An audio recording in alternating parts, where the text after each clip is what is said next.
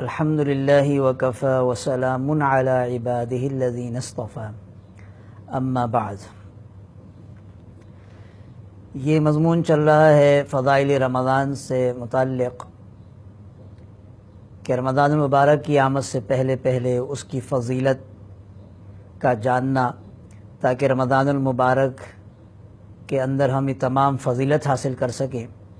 اور ان کے مسائل کا جاننا تاکہ روزہ ہمارے لیے آسان بھی ہو جائے اور روزے میں کوئی خرابی نہ ہو۔ اس سے پہلے کچھ فضائل ذکر کیے گئے ہیں، اور گزشتہ کل سحری کے حوالے سے کچھ باتیں ذکر کی گئی تھیں اور کچھ مسائل کہ افطار بھی اللہ تعالیٰ کی ایک بڑی نعمت ہے جو اللہ تبارک و تعالیٰ نے یہ عطا فرمائی ہے۔ حضرت سہل بن سعد رضی اللہ عنہ سے روایت ہے کہ حضور نبی کریم صلی اللہ علیہ وسلم نے ارشاد فرمایا ہے کہ جب تک میری امت کے لوگ افطار میں جلدی کرتے رہیں گے تو وہ خیر پر رہیں گے۔ حضرت سہل بن سعد رضی اللہ عنہ سے ایک اور روایت ہے جس میں حضور نبی کریم صلی اللہ علیہ وسلم نے فرمایا کہ میرے امتی اسی وقت تک میرے طریقے پر رہیں گے جب تک وہ افطار کے لیے ستاروں کے چٹکنے کا انتظار نہ کریں، یعنی غروب کا یقین ہونے کے بعد روزہ افطار کر لیا کریں، تاخیر نہ کیا کریں۔ حضرت ابو ہریرہ رضی اللہ عنہ سے ایک روایت ہے کہ حضور صلی اللہ علیہ وسلم نے ارشاد فرمایا کہ اللہ تعالیٰ کا ارشاد ہے کہ اپنے بندوں میں مجھے وہ بندہ زیادہ محبوب ہے جو روزہ افطار کرنے میں جلدی کرے، یعنی غروب آفتاب کا جب یقین ہو جائے تو جلدی افطار کرے، تاخیر نہ کرے۔ حضرت یعلا بن مرہ رضی اللہ عنہ ان سے روایت ہے، فرماتے ہیں کہ حضور نبی کریم صلی اللہ علیہ وسلم نے ارشاد فرمایا کہ اللہ پاک کو 3 چیزیں پسند ہیں: غروب آفتاب ہو جانے کے بعد افطار میں جلدی کرنا، اور سحری میں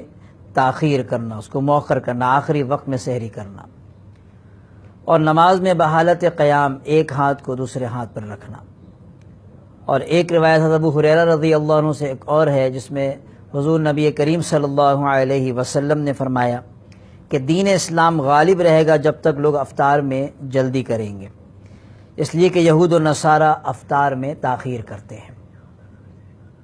ایک اور جگہ حضور نبی کریم صلی اللہ علیہ وسلم نے فرمایا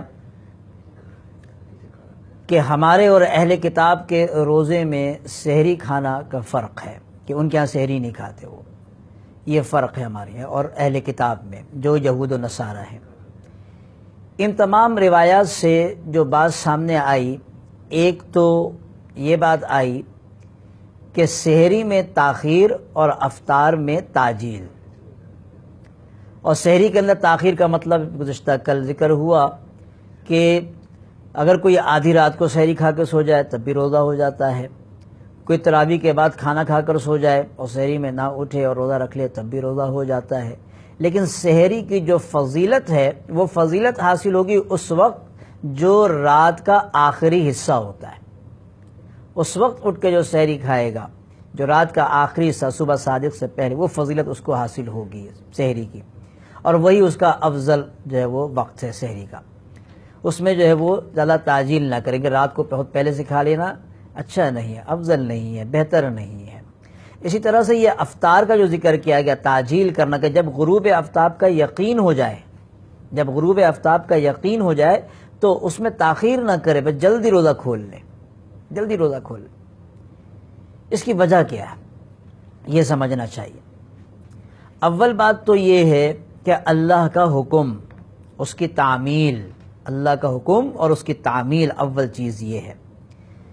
کہ ہمارا اور آپ کا کام یہ ہے کہ اللہ اور اس کے رسول صلی اللہ علیہ وسلم کے احکامات کے آگے اپنا سر جھکا دیں۔ ہم مسلمان ہیں اور مسلمان کا مطلب ہی یہی ہوتا ہے کہ جیسا اللہ اس کے رسول کہہ دیں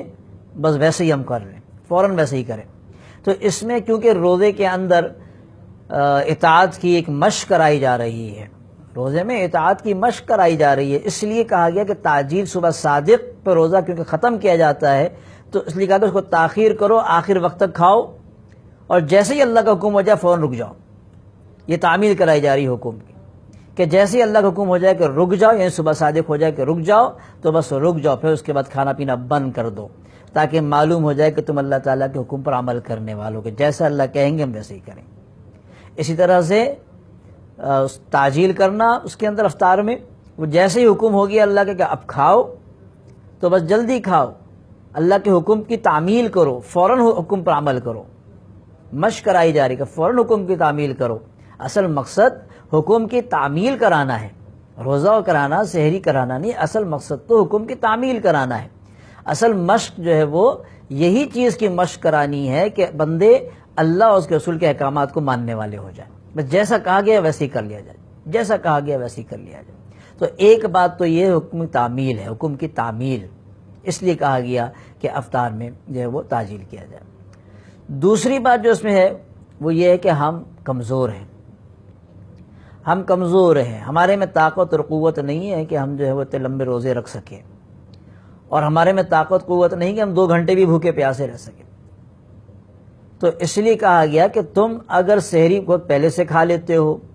رات کو کسی نے 2 بجے سحری کھا لی، اس کا ظاہر ہے اس کے بعد بھوکا ہے وہ، اور پھر وہ طویل ہو گیا سلسلہ اس کا غروب آفتاب تک، تو کیا وہ اللہ تعالیٰ کو اپنی طاقت دکھا رہا ہے کہ میرے میں زیادہ طاقت ہے، قوت ہے برداشت کرنے کی؟ اور اسی طرح سے افطار کے اندر کہ جب وقت ہو گیا افطار کا تو اب کھاؤ، لیکن اس میں تاخیر کر رہا ہے، تو کیا اپنی طاقت دکھا رہا ہے اللہ تعالیٰ کو کہ میرے اندر طاقت ہے کہ میں اور بھی برداشت کر سکتا ہوں؟ تو یہ اچھی چیز نہیں، اللہ کو اپنی طاقت مت دکھاؤ، اللہ تعالیٰ کے سامنے کمزوری پیش کرو کہ اللہ ہم کمزور ہیں، ہم سے نہیں ہو سکتا، ہم صرف آپ کی دی ہوئی توفیق تو ہم کام کر لیتے ہیں۔ اللہ تعالیٰ سے توفیق مانگا کرو، اللہ تعالیٰ سے توفیق مانگا کرو کہ اللہ آپ ہی توفیق دے دیجیے، آپ ہی ہمت و طاقت عطا فرمائیے۔ اور تیسری بات جو اس چیز کے اندر ہے جس سے یہ منع کیا گیا، یعنی کہ تعجیل کرنے کا حکم دیا گیا افطار میں اور تاخیر کرنے کا حکم دیا گیا سحری میں، تو اس میں تیسری بات یہ ہے کہ جو آپ صلی اللہ علیہ وسلم نے فرمایا کہ سحری کے حوالے سے کہ ہمارے اور اہل کتاب کے روزوں کے درمیان فرق جو ہے وہ سحری کھانا ہے، اور افطار کے حوالے سے جو آپ نے فرمایا ہے کہ یہود و نصارہ افطار میں تاخیر کرتے ہیں، تو مشابہت بتائی گئی کہ ان کے ساتھ مشابہت نہ ہو،